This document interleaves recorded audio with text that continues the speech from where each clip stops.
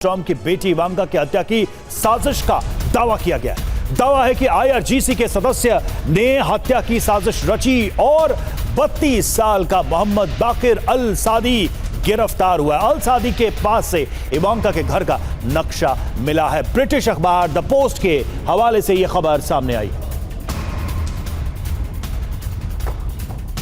तो इवांका के घर का नक्शा भी मिला है अल सादी की तरफ से। तस्वीर भी हम आपको दिखा रहे हैं। जिस व्यक्ति को पकड़ा गया है, जिस व्यक्ति को गिरफ्तार किया गया, 32 साल का मोहम्मद बाकिर अल सादी बताया जा रहा है। और दावा यह भी किया गया है कि आईआरजीसी के सदस्य है जिसने हत्या की यह साजिश रची है। मैप इवांका के घर का मिला है, इसके पास से इसकी गिरफ्तारी की गई है।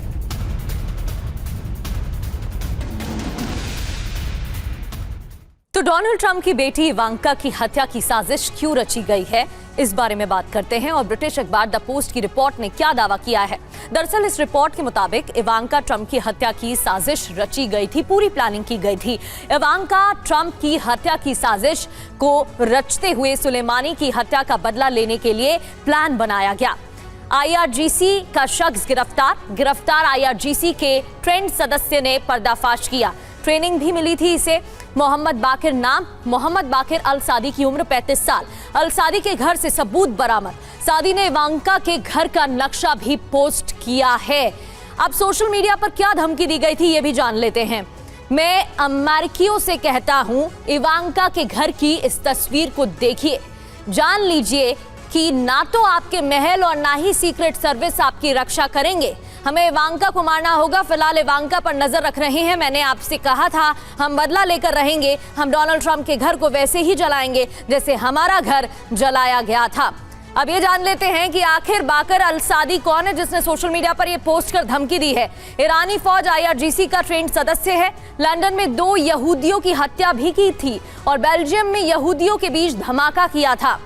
London bank of New York Mellon में आगजनी की थी। टोरंटो में यूएस काउंसुलेट पर गोलीबारी भी की थी। सिवा सर हिस्ट्री भी बताई हमने इस व्यक्ति की, और ऐसा नहीं है कि ये कोई सिर्फ सोशल मीडिया का थ्रेट लग रहा है। इसकी हिस्ट्री को देखते हुए जितने इसने एक्टिविटीज की हैं, क्या बात अब यहां तक पहुंच गई है या माने कि ये खतरे या ये जो आशंका है, ये सारी चीजें कि ट्रंप और उनके फैमिली मेंबर्स को स्पेशली टारगेट किया जा सकता है। It's a real threat to Trump family. हाँ बिल्कुल रवि, इसको हल्के में नहीं ले सकते, ये सच्चाई है। क्योंकि आईआरजीसी ने भी जिस प्रकार से जो अमेरिका ने हमला किया ईरान पे, वहाँ लोगों बहुत ज़्यादा कैजुअल्टी हुई, 170 के करीब बच्चियाँ मारी गई। कहीं ना कहीं कासिम सुलेमानी की भी बात करते हैं जो कि मारा गया था इराक के अंदर, अमेरिका की डायरेक्ट इन्वॉल्वमेंट थी। तो मुझे लगता है बदला की भावना तो बहुत ज़्यादा है। और जिस प्रकार से ये ऑपरेशन प्लान बना रहा था और जिस प्रकार से इसका आपने बैकग्राउंड बनाया, तो इसको मुझे लगता है कि बहुत ही सीरियसली लेना चाहिए। मगर ये भी मुझे लगता है कि इवांका डोनाल्ड ट्रंप की लड़की है, उसके ऊपर भी एक बहुत बड़ी सिक्योरिटी होगी। मगर ये जो अभी इनको पता चला है, इससे मुझे लगता है सिक्योरिटी शायद हो सकता है इसकी और बढ़ाई जाए। और ये एक रियल थ्रेट है, इसको हल्के में कोई नहीं ले सकता। बिल्कुल सर, और जैसी जानकारी मिल रही है, लग तो यही रहा है कि लंबी प्लानिंग की गई थी और उसके बाद इस साजिश को अंजाम देने की तैयारी थी। हालांकि अब अल सादी को गिरफ्तार किया गया है। एक और बड़ी खबर आपको बताते हैं। स्ट्रेट ऑफ हॉर्मुज को लेकर अमेरिका सख्त हुआ है। अब ईरान की तरफ से जो मांगे रखी गई थी वो उस पर अभी भी डटा दिख रहा है, तो अमेरिका और सख्त हो गया है। ईरान को हॉर्मुज स्ट्रेट को खोलना चाहिए, मार्को रूबियो का बयान। ईरान नहीं मानता है तो प्लान बी तैयार रहना चाहिए और ईरान के ना कहते ही प्लान बी शुरू होना चाहिए। रूबियो की नाटो देशों से प्लान बी की मांग। तो प्लान बी अपनाने की मांग की गई है। नाटो देशों से कहा गया है कि अगर ईरान नहीं मानता है तो फिर हम अपने प्लान बी पर काम करेंगे।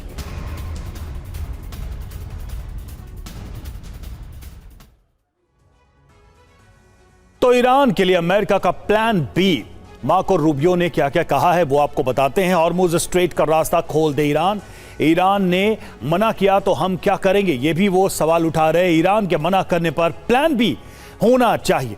अगर ईरान हमला करता है तो प्लान बी शुरू। नाटो को प्लान बी के बारे में सोचना चाहिए। इसके मायने क्या है, इसका मतलब क्या है? ईरान के खिलाफ अमेरिका का प्लान बी रेडी है। हॉर्मुज नहीं खुला तो अमेरिका हमला कर देगा। नेटो देशों को साथ लेकर चलना चाहता है अमेरिका और ईरान के खिलाफ मोर्चेबंदी में नेटो देशों का साथ लेने का प्रयास कर रहा है अमेरिका। महेश सचदेवा सर, जिस तरीके से मार्को रूबियो की तरफ से प्लान बी अपनाने की बात कही गई है, उधर दूसरी ओर राष्ट्रपति डोनाल्ड ट्रंप राष्ट्रीय सलाहकारों के साथ बैठक कर रहे हैं, युद्ध के विकल्पों पर बात कर रहे हैं। संकेत तो ऐसे ही मिल रहे हैं आने वाले समय में अगर प्लान बी अपनाया जाता है तो फिर घातक परिणाम ईरान को तो भुगतने होंगे ही, साथ ही उसका असर दुनिया में भी पड़ेगा। सर जी, आपकी बात सही है। ये एक एंड गेम चल रहा है जिसके दो स्वरूप हैं। एक तरफ आसिम मुनीर तेहरान पहुंचे हैं कल, तो ऐसा मालूम पड़ता है कि निगोशिएशंस जो चल रहे हैं वह समझौते की तरफ जाने के लिए, उसमें एक खासा तेज़ी आ गई है और जो मुद्दे फंसे हुए हैं उनके ऊपर आसिम मुनीर ये कोशिश करेंगे कि एक तरह से अमेरिका और ईरान के बीच एकजुटता बनाई जा सके या कम से कम एक दूसरे के वीटो को थोड़ी देर के लिए सस्पेंड किया जा सके ताकि बातचीत शुरू हो, कुछ फेस सेविंग तरीका निकाला जाए और फिर उससे दोनों देशों को एक दूसरे के प्रति विश्वसनीयता बढ़े।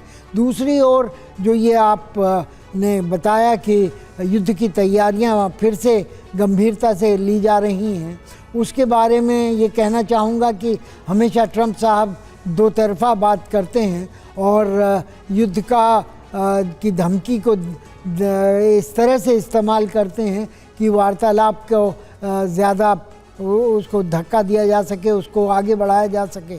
तो अभी दोनों विकल्प उनके सामने हैं, लेकिन मुझे नहीं लगता कि हज और ईद उल फितर के वक़्त में वो कोई युद्ध करने वाले हैं। ऐसा करना वो 1.2 बिलियन मुस्लिम्स के लिए एक अपनी इमेज के बारे में एक बहुत बड़ी गलती कर बैठेंगे। तो मेरे ख्याल से 27-28 तारीख तक कुछ नहीं होने वाला है। उसके बाद अगर होता है तो उसके बारे में उस समय के जो परिस्थितियां होंगी उस पर विचार करना होगा। ठीक है। और देखिए सर, बढ़ते तनाव के बीच अमेरिका को ईरान की दो टूक भी सामने आई है। क्या कहा गया है? यूरेनियम संवर्धन पर न उलझे अमेरिका। अभी भी अमेरिका को लेकर भाषा ईरान की सख्त है। कम से कम यूरेनियम के मामले में यूरेनियम सौंपने की मांग पर कोई समझौता नहीं। विदेश मंत्रालय के प्रवक्ता इस्माइल बकाई का ये बयान सामने आया है।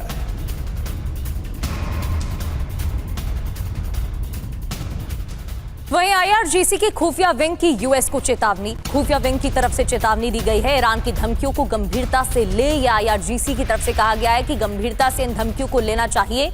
दुश्मन को ईरान की ताकत का भी अंदाजा नहीं है। हमने अमेरिका की धारणाएं गलत साबित की हैं। 2 महीने के बेकार हमलों से अमेरिका को सबक लेने की जरूरत।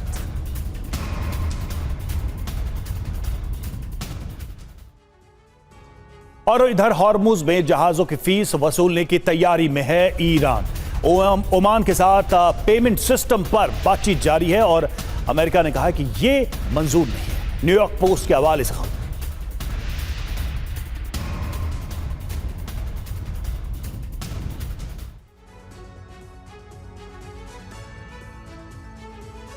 और मुस्तफा का हॉर्मुज प्लान क्या है ये जानते हैं। स्ट्रेट ऑफ हॉर्मुज से गुजरने वाले जहाजों को टैक्स देना ही होगा, जिसको लेकर ईरान की तरफ से लगातार बात कही जा रही थी। हालांकि अमेरिका नाराज है। ईरान ओमान के साथ मिलकर टैक्स वसूल करने की तैयारी में है। और देखिए, दोनों देश फीस के सिस्टम को लेकर बातचीत कर रहे हैं। इसके लिए ईरान ने पर्शियन गल्फ स्टेट अथॉरिटी बनाई है। अथॉरिटी ने मैनेजमेंट सुपरविजन एरिया की सीमाएं भी तय की है और सुपरविजन एरिया से गुजरने के लिए परमिट लेना जरूरी होगा। ईरान सीधे टोल की बजाय सर्विस फीस मॉडल पर काम कर रहा है, जिससे जहाजों से ट्रांजिट फीस, पर्यावरण शुल्क लिया जाएगा। न्यूयॉर्क टाइम्स के हवाले से एक खबर आपको बता रहे हैं। न्यूयॉर्क टाइम्स के हवाले से एक जानकारी मिल रही है कि टोल वसूलने की तैयारी में है ईरान। और इन सब के बीच ईरान को लेकर वॉर रूम में ट्रंप ने बड़ी बैठक की है। डोनाल्ड ट्रंप की राष्ट्रीय सुरक्षा सलाहकारों से मुलाकात हुई। ईरान पर नए हमलों पर विचार कर रहे हैं ट्रंप सैन्य कार्रवाई पर गंभीरता से विचार कर रहे हैं। एक्सियोस के हवाले से यह खबर। और न्यू जर्सी से वॉशिंगटन वापस आए हैं डोनाल्ड ट्रंप। डोनाल्ड ट्रंप ने अपने वीकेंड के प्लान को रद्द किया है। खुफिया अफसरों ने भी मेमोरियल डे के कार्यक्रम को रद्द किया है। तो कई संकेत मिल रहे हैं डोनाल्ड ट्रंप अपने बेटे की शादी अटेंड नहीं करने वाले हैं, शादी के कार्यक्रम में नहीं जाएंगे। खुफिया अफसरों ने भी मेमोरियल डे के कार्यक्रम को रद्द कर दिया है। कई अधिकारियों की छुट्टियां रद्द हो गई हैं। डोनाल्ड ट्रंप ने अपने वीकेंड के प्लान को रद्द किया है। क्या कुछ बड़ा होने वाला है? क्या कोई बड़ा फैसला लेने वाले हैं डोनाल्ड ट्रंप? ईरान युद्ध से जुड़े हुए फैसले पर सभी की नजर। और इस बीच एक और बड़ी जानकारी, ईरान पर डोनाल्ड ट्रंप ने बयान भी दिया है। ईरान को नहीं रोकते तो वो परमाणु हथियार बना लेते। ईरान को परमाणु हथियार बनाने से रोका, वो कभी परमाणु हथियार हासिल नहीं कर पाएंगे। हालांकि ये पहली बार नहीं है जब डोनाल्ड ट्रंप ने परमाणु हथियार को लेकर ये बयान दिया हो। वो लगातार अपने बयान पर अडिग है। और देखिए, नए प्रस्ताव पर भी तनाव है। ईरान में कुछ बड़ा होने वाला है। खबर क्या है, सबसे पहले ये देख लीजिए। डोनाल्ड ट्रंप अचानक व्हाइट हाउस लौटे हैं। न्यू जर्सी में वीकेंड का प्लान कैंसिल किया। ट्रंप के टॉप अधिकारी भी उनकी छुट्टियां रद्द की गई हैं। सुरक्षा सलाहकारों के साथ अहम बैठक की गई। जेडी वेंस, पीट हेग्सेथ भी बैठक में शामिल। अमेरिका में हलचल क्यों है? तो नए प्रस्ताव पर भी नहीं बनी सहमति। हॉर्मूज यूरेनियम पर टकराव बरकरार है। बातचीत की धीमी प्रगति से ट्रंप नाराज हैं। तेहरान में वार्ता की जानकारी दी गई। डील न होने के बाद स्थिति पर भी बात की गई है। बड़ी बात यह है कि अगले 3 दिन में ईरान पर हमला संभव है। सीबीएस न्यूज ने हमले का अंदेशा जताया है। सिवाय सर, पाकिस्तान के जो सैन्य प्रमुख है वो ईरान जाते हैं। ईरान की तरफ से ये कहा जाता है कि उनका आना कोई बहुत पॉजिटिव मैसेज नहीं है कि हम इस बातचीत के लिए अभी तैयार हैं। दूसरी तरफ आप देखिए, ये बैठकें चल रही हैं। 3 दिनों में यह आशंका है कि अमेरिका कुछ बड़ा हमला कर सकता है। वाकई में क्या अब ट्रंप के पास दिस या दैट, ये या तो ये कर लें या वो कर लें, वही सिचुएशन है। या तो वो युद्ध कर लें या पूरी तरह से चुपचाप यहां से निकल लें। अब वो समय आ गया है कि बड़ा फैसला लेंगे ट्रंप। हाँ बिल्कुल। देखो रवि, एक बात तो बिल्कुल दुरुस्त है कि अभी भी बैक चैनल डिप्लोमेसी चली हुई है, कि ऐसा लगता है कि कहीं ना कहीं कोई नतीजा निकल सकता है, एक फेस सेविंग फार्मूला निकल सकता है। और वो ये है कि जिस प्रकार से वो कह रहे हैं कि जो JCPO था, joint comprehensive plan of action, जो एक बार 2015 में हुआ था, उसको ब्लूप्रिंट लेके कोई ना कोई बातचीत की जाए कि जिस प्रकार से वहाँ पर इन्वेस्टमेंट यूरेनियम का एक पीरियड जो दिया गया था। मगर ये भी सच्चाई है कि ईरान इस चीज़ को मानने के लिए तैयार नहीं हो रहा है। अगर बातचीत सफल होती है तो फिर ये लड़ाई नहीं होगी। मगर डोनाल्ड ट्रंप 2 चीज़ें कर रहे हैं। एक तो प्रेशर डाल रहे हैं ईरान पे कि अगर आप डील नहीं करोगे तो हम आपके ऊपर हमला करेंगे, और दूसरा वो वाकई तैयारी कर रहे हैं, वो हमला कर सकते हैं, इसमें कोई शक नहीं। मगर मुझे ये लगता है कि अगर वो हमला करते हैं तो फिर जीत जो सोचते हैं कि हमारी पक्की है, वो कहना बड़ा मुश्किल होगा, क्योंकि ईरान भी बहुत ज़ोरों से तैयार कर चुका है। उसने मिसाइल, रॉकेट, ड्रोन्स अपने एक प्रकार से दोबारा रिकूप कर लिए हैं। उसका सरप्राइज फैक्टर अमेरिका का नहीं है, वो तैयार है। तो मुझे लगता है कि अमेरिका को भी मालूम है कि ईरान एक दलदल है, फंस गया तो निकलना मुश्किल है। बड़ी मुश्किल से वो निकला था। हाँ, ये मैं मानता हूँ, इजराइल इस लड़ाई को दोबारा स्टार्ट करना चाहता है। वो चाहता है जितना कमज़ोर ईरान हो उतना अच्छा है। पर अमेरिका असलियत में लड़ाई दोबारा नहीं करना चाहता। मगर अगर फोर्स ही हुआ तो डोनाल्ड ट्रंप जाएंगे।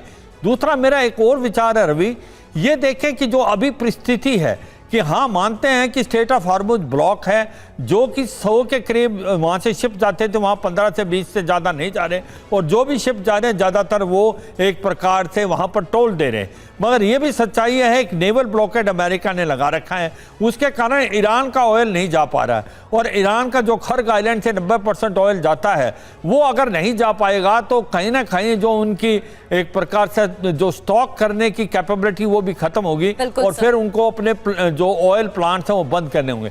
तो ईरान को भी प्रॉब्लम है। ऐसा नहीं है कि अगर ब्लॉकेड लगा रखा है नेवल अमेरिका ने तो ईरान को कोई इफेक्ट नहीं हो रहा। तो ऐसी स्थिति में मुझे लगता है कहीं ना कहीं बैक चैनल डिप्लोमेसी से कोई हल निकल सकता है। अगर हल नहीं निकलता तो फिर डोनाल्ड ट्रंप कुछ भी कर सकते हैं। और जैसे एम्बेसडर साहब बता रहे हैं कि जब तक ईद नहीं है 27-28, इससे पहले हमला नहीं होगा। इसके बाद कुछ भी हो सकता है, इसमें कोई शक नहीं। पर अभी भी उम्मीद है कि कोई बैक चैनल डिप्लोमेसी से बातचीत होके, जहां वो कह रहे हैं कि 1 महीने का एक पीरियड दिया जाएगा, वहां पर बातचीत होगी।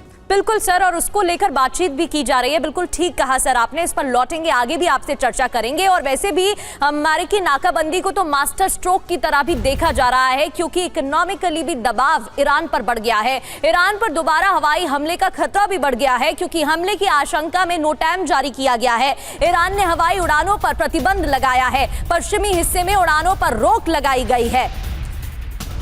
एयर स्पेस बंद किया गया है ईरान की तरफ से। हमले की आशंका को देखते हुए ही ये नो टाइम जारी किया गया है, और इस आशंका को देखते हुए ही ये निर्णय लिया गया है।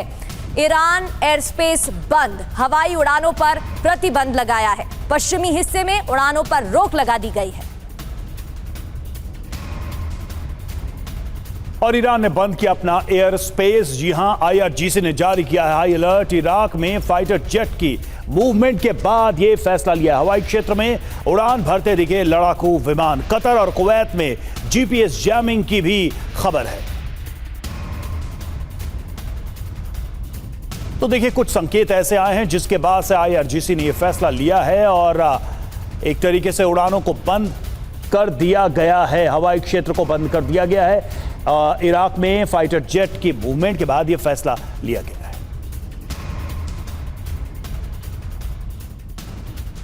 तो ईरान का जो नोटैम है, आप देखिए कि उसके पीछे की क्या कहानी है। हमने आपको बताया कैसे इराक में फाइटर जेट की मूवमेंट देखी गई, कतर कुवैत में GPS जैमिंग की खबर है। लेकिन ये तस्वीर आप देखिए, ये जो हम आपको दिखा रहे हैं फ्लाइट मूवमेंट, जरा देखिए, ये ट्रैफिक फ्लाइट का देखिए आप, ये आप देख पा रहे हैं डेंसिटी ऊपर और नीचे, आप नॉर्थ और साउथ देखिए अगर देखा जाए तो, और बाकी का पूरा एरिया जो है वो खाली आपको नजर आ रहा है। मतलब साफ है प्रगति के यहां पर इस वक्त ईरान की सीमा में किसी भी तरह की उड़ानें नहीं हो रही है। बिल्कुल, और एयर स्पेस को देखकर ये समझा जा सकता है। ये देखिए, लाल घेरे के जरिए आपको मैप के जरिए दिखाने की कोशिश कर रहे हैं, ये पूरा एयर स्पेस बंद है।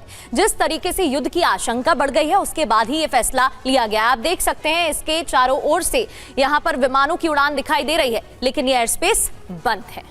तो ईरान में नोटैम है और ये सब कुछ इसलिए तय किया गया है क्योंकि कुछ गतिविधियां ईरान को, IRGC को नजर आई हैं अलग अलग देशों में। तो ईरान का नोटैम देखिए, अमेरिका करेगा हमला, ये आशंका बनी है। ईरान ने अपने एयर स्पेस को बंद कर दिया है। इजरायल अमेरिका के हमलों की आशंका है। ईरान को सैन्य विमानों और एयर एम्बुलेंस को उड़ान की इजाजत है। 22 मई रात से 25 मई सुबह तक नोटैम प्रभावित। इतना ही नहीं, अंतर्राष्ट्रीय एयरलाइंस को अपना रूट बदलने की सलाह दी गई है। ऑपरेटर्स को एयर स्पेस में अलर्ट रहने की एडवाइजरी भी जारी की गई है। बढ़ते आगे और बात एक और बड़ी जानकारी की। तेहरान पहुंचे हैं पाकिस्तानी सेना प्रमुख आसिम मुनीर। आसिम मुनीर की ईरानी मंत्रियों के साथ हाई लेवल बैठक भी होनी है आज। और फिलहाल अमेरिका ईरान में बातचीत की अंतिम रूपरेखा तैयार नहीं हो पाई है। यूरेनियम हॉर्मूज पर अमेरिका ईरान के बीच मतभेद अभी भी बरकरार है। आसिम मुनीर मैसेज लेकर जरूर पहुंचे हैं, तेहरान में मौजूद है। हालांकि कतर की टीम भी ईरान में मौजूद।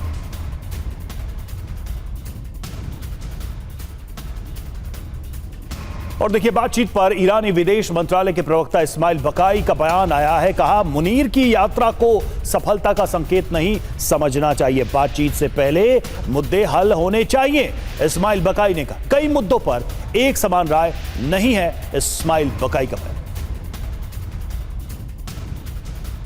और कतर की टीम भी तेहरान में मौजूद है। वार्ता के लिए कतर की टीम तेहरान पहुंची है। अमेरिका की रजामंदी के बाद कतर की टीम पहुंची है। रॉयटर्स के हवाले से खबर, पहली वार्ता फेल होने के बाद अमेरिका का भरोसा कतर पर बढ़ा है और कतर की टीम भी यहां पर मौजूद है।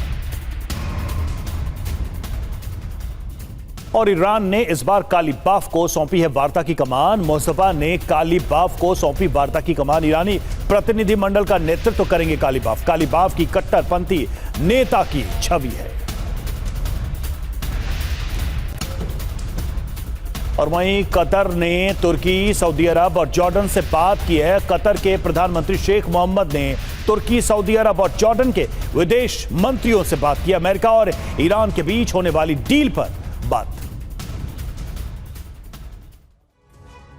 अब इन सबके बीच बड़ा सवाल यही है कि क्या अमेरिका ईरान में बात संभव है, बात हो पाएगी? ईरान में क्या हो रहा है ये जानते हैं।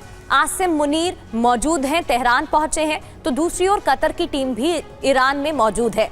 इधर बाकिर कालीबाफ मुख्य वार्ताकार हैं जो बातचीत करेंगे, ईरान का पक्ष रखेंगे। अब संभावना क्या है?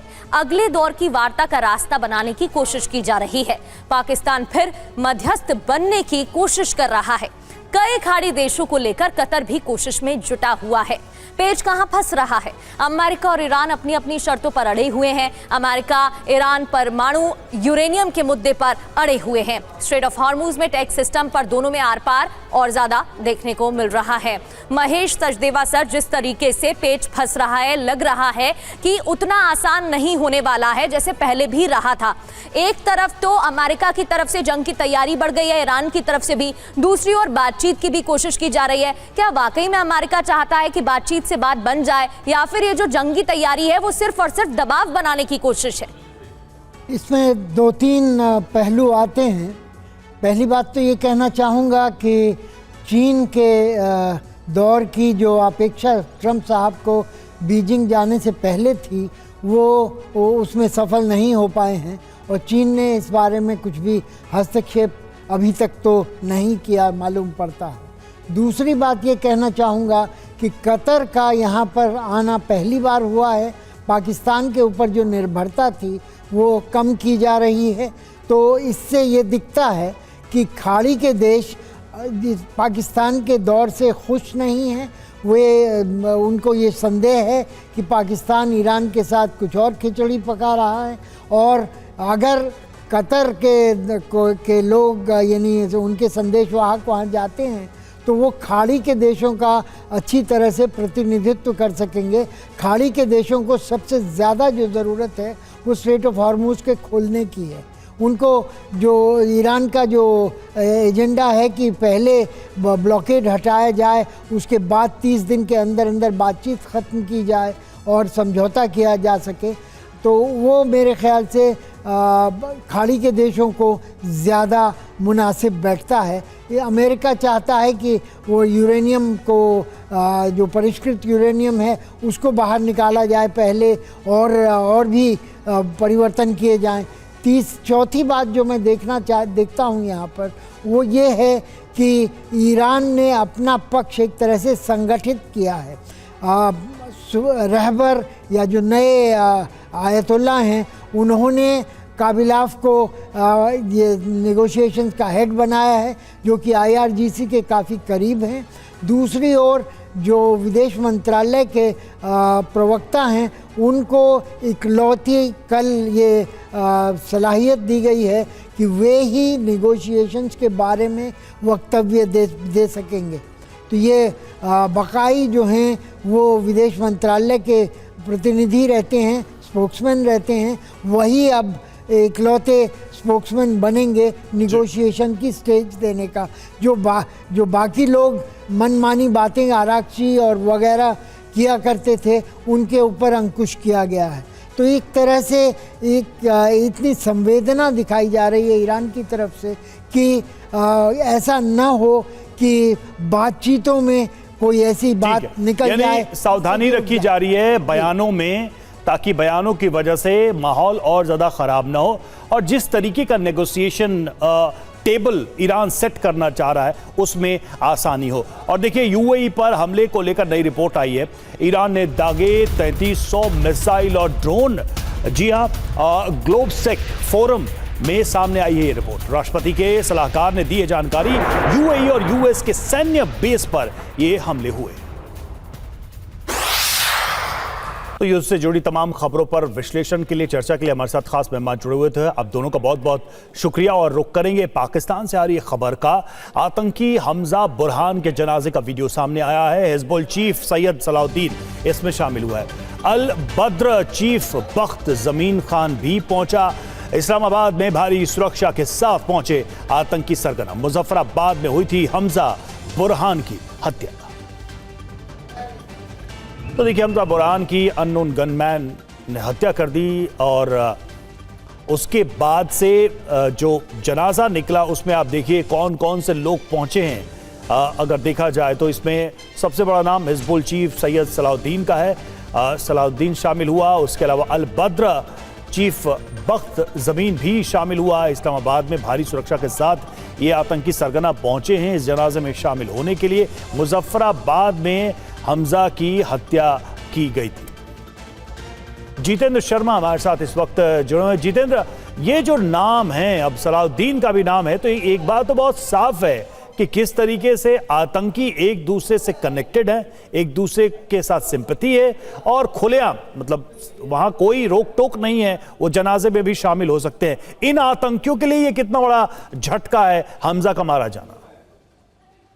जी बिल्कुल, देखिए हमजा बुरहान जो है वो दरअसल अल बदर का कमांडर बताया जाता है। लगातार उसकी जिम्मेदारी हिंदुस्तान के अंदर खास तौर पर घाटी के अंदर न सिर्फ भर्ती की थी बल्कि फंड रेज करने की भी थी और आतंकी घटनाओं को लगातार अंजाम देने की फिराक में लगा हुआ था, जिस तरीके से 2019 और 2020 में उसने पुलवामा अटैक को अंजाम दिया।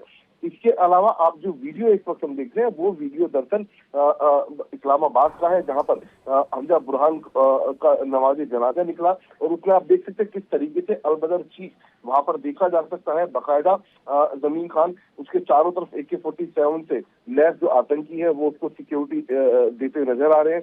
इसके अलावा जो सलाउद्दीन है वो भी वहां पर पहुंचा था। तो कहा जा सकता है कि आतंकियों का जमावड़ा इस नमाज जनाजे के अंदर साफ तौर पर देखा गया, वो भी खुलेआम। तो जो लगातार कई बार सामने भी आया कि पाकिस्तान सरकार लगातार इन आतंकी संगठनों को सपोर्ट करती आ रही, वो इस नमाज जनाजे में एक बार फिर दिखाई दिया, क्योंकि बेरोक टोक ये आतंकी AK-47 लेकर सड़कों पर निकलते हुए दिखाई दिए। तमाम आतंकी जो कमांडर है वो भी सड़कों पर दिखाई दिए, लेकिन उन्हें रोकने टोकने वाला वहां पर कोई भी नहीं था। जी शुक्रिया आपका इस जानकारी के लिए। देश में पेट्रोल, डीजल और CNG की कीमतों में बढ़ोतरी का सिलसिला जारी है। आज पेट्रोल की कीमत में 87 पैसे प्रति लीटर और डीजल की कीमत में 91 पैसे प्रति लीटर की बढ़ोतरी हुई। पिछले 10 दिनों में तीसरी बार पेट्रोल डीजल के दाम बढ़े हैं। दिल्ली में अब पेट्रोल की कीमत 87 पैसे बढ़कर 99 रुपये 51 पैसे प्रति लीटर, और वहीं डीजल की बात करें तो अब डीजल की कीमत 91 पैसे बढ़कर 92 रुपये 49 पैसे प्रति लीटर है। पेट्रोल डीजल के साथ साथ CNG के दाम भी बढ़े हैं, ये भी महंगी हुई है। आज CNG के दाम 1 रुपये बढ़ गए हैं। दिल्ली में अब CNG की कीमत 81 रुपये 9 पैसे प्रति किलो हो गई। तो 10 दिन में तीसरी बार ईंधन के दाम बढ़े हैं। CNG की बात करें तो 8 दिन के अंदर तीसरी बार CNG महंगी हुई है। पेट्रोल और डीजल के साथ CNG भी महंगी। दिल्ली में 1 रुपये CNG के दाम बढ़े हैं, महंगी हुई है, और दिल्ली में CNG की नई कीमतें हैं 81 रुपये 9 पैसे प्रति किलोग्राम।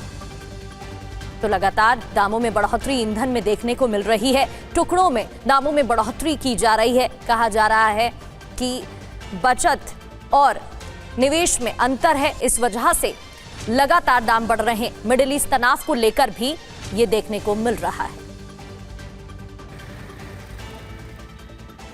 दिल्ली के मयूर विहार के पेट्रोल पंप से आपको TV9 संवाददाता शालिनी वाजपेयी की एक ग्राउंड रिपोर्ट दिखाते हैं। पेट्रोल डीजल की कीमतों में फिर आज बढ़ोतरी कर दी गई है और आज जो है वो पेट्रोल 87 पैसे और डीजल 91 पैसे प्रति लीटर की बढ़ोतरी दिल्ली में की गई है। और मैं इस वक्त मयूर विहार के एक पेट्रोल पंप पर हूँ। यहाँ मैं आपको डीजल की आज की कीमतें क्या हैं तो वो आप देख सकते हैं कि प्रति लीटर जो है वो 92 रुपये 49 पैसे जो है वो डीजल मिल रहा है। और वही मैं आपको पेट्रोल दिखाती हूँ, क्योंकि आज का जो पेट्रोल के दाम 87 पैसे प्रति लीटर और डीजल के दाम 91 पैसे प्रति लीटर जो है वो बढ़ाए गए हैं। तो ये तीसरी बार बढ़ोतरी की गई है। पिछले 10 दिनों की अगर मैं बात करूं, ये बढ़ोतरी जो है वो क्रूड ऑयल में जिस तरह से उछाल देखने को मिल रहा है, उसके बाद ये बढ़ोतरी हो रही है। तो आज जो है वो पेट्रोल की कीमतें जो क्या होंगी तो वो भी मैं आपको दिखा रही हूँ। ये दिल्ली की मैं कीमतें दिखा रही हूँ। दिल्ली में आज पेट्रोल प्रति लीटर जो है वो कितने में आपको मिलेगा, तो आज से ये बढ़ोतरी जो है की गई है और 99 रुपये 51 पैसे प्रति लीटर पेट्रोल मिलेगा। तो पेट्रोल पर जो है वो 87 पैसे, डीजल पर 91 पैसे प्रति लीटर की बढ़ोतरी की गई है। मिडिल ईस्ट में जिस तरह की क्राइसिस की स्थिति अभी फ़िलहाल देखने को मिल रही है, ईरान और अमेरिका की वॉर के बाद क्रूड ऑयल की कीमतों में उछाल आया, उसके बाद पेट्रोल डीजल की कीमतों में जो है वो धीरे धीरे बढ़ोतरी हो रही है। और पिछले 10 दिनों में ये तीसरी बार है कि पेट्रोल डीजल की कीमतों में जो है वो बढ़ाई गई है। कैमरा पर्सन रोहित के साथ मैं शालिनी वाजपेयी, TV9 भारतवर्ष, दिल्ली। और इधर जम्मू में भी पेट्रोल डीजल के रेट बढ़ने से लोग परेशान हैं। यहां पेट्रोल के दाम 100 रुपए के ऊपर पहुंच चुका है। देश में 10 दिनों के भीतर तीसरी बार पेट्रोलियम प्रोडक्ट के रेट जो हैं वो बढ़ाए गए हैं और हम इस समय जम्मू में मौजूद हैं। और जम्मू में अगर आप देखेंगे कीमतें तो इस समय डीजल का रेट जो है वो 90 रुपया 15 पैसा जो है वो पहुंच चुका है। वहीं पेट्रोल का जो दाम है वो 101 रुपया 42 पैसा जो है वो पहुंच चुका है।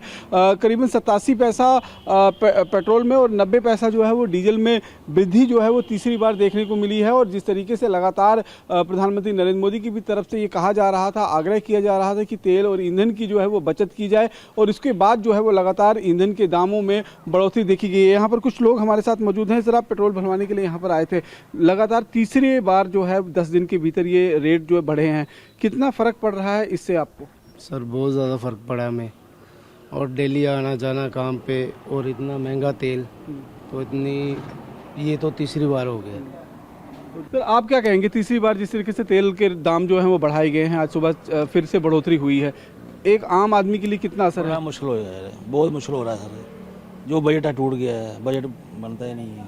बहुत रेट पहले 3 रुपये बताया, बढ़ता जा रहा है, तो क्या करें? घाटे में जा रही है गाड़ी खड़ी हो जाएगी, गाड़ी नहीं चल पाएगी। नहीं चल पाएगी। तो देखिए कहीं ना कहीं जिस तरीके से लगातार तेल के दाम एक करके जो है वो तीसरी बार बढ़ाए गए हैं। पहले 3 रुपये बढ़ोतरी हुई थी, उसके बाद हमने देखा कि करीबन 90 पैसे के आसपास में बढ़ोतरी हुई और आज फिर 87 पैसा पेट्रोल में और 91 पैसे के आसपास में जो है वो डीजल में बढ़ोतरी की गई है। जिसके बाद लोगों का ये कहना है कि अगर इसी तरीके से तेल और ईंधन के जो प्रोडक्ट्स हैं उनमें बढ़ोतरी देखने को मिली तो निश्चित रूप में इसका असर जो है वो उनकी जेब पर पड़ेगा, उनके कारोबार पर पड़ेगा और ख़ासतौर पर जो किचन का बजट है वो सबसे ज़्यादा गड़बड़ा जाएगा। क्योंकि डीजल जब महंगा होता है तो उसके साथ सारी चीज़ें जो हैं वो कहीं ना कहीं महंगाई उसमें बढ़ना शुरू हो जाती है और इससे आम लोग निश्चित रूप में परेशानी फेस कर रहे हैं। रमन सैनी, TV9 भारतवर्ष, जम्मू।